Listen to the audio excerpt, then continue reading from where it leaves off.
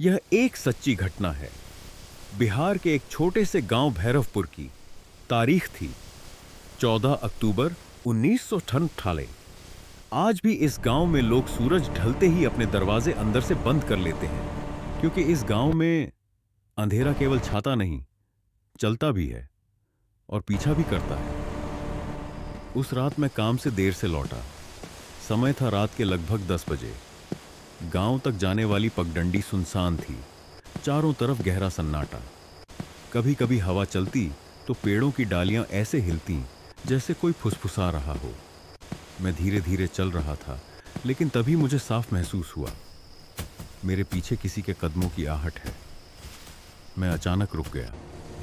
पीछे मुड़कर देखा, कोई नहीं। लेकिन जैसे ही आगे बढ़ा, वही आहट फिर शुरू हो गई। धीमी, ठहरी हुई और मेरे कदमों से बिल्कुल अलग। अब मुझे पक्का यकीन हो गया, कोई मेरे साथ साथ चल रहा था, पर दिखाई नहीं दे रहा था। गांव के बाहर एक बहुत पुराना कुआं था।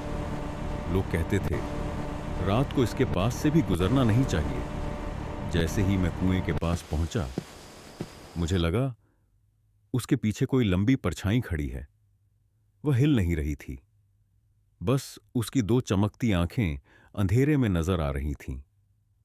मैं डर से वहीं ठिठक गया और फिर वह परछाई धीरे धीरे धुंध में गायब हो गई। मैं तेज कदमों से गांव के अंदर गया और एक बूढ़ी औरत के घर का दरवाजा खटखटाया।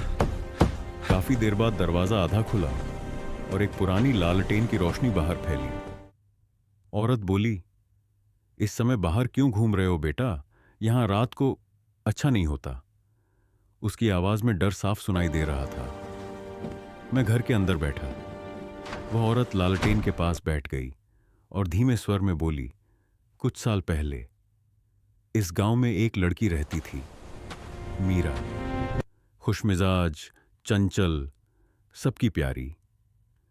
हर शाम वह इसी कुएं से पानी लेने आती थी। एक दिन वह वापस घर नहीं लौटी।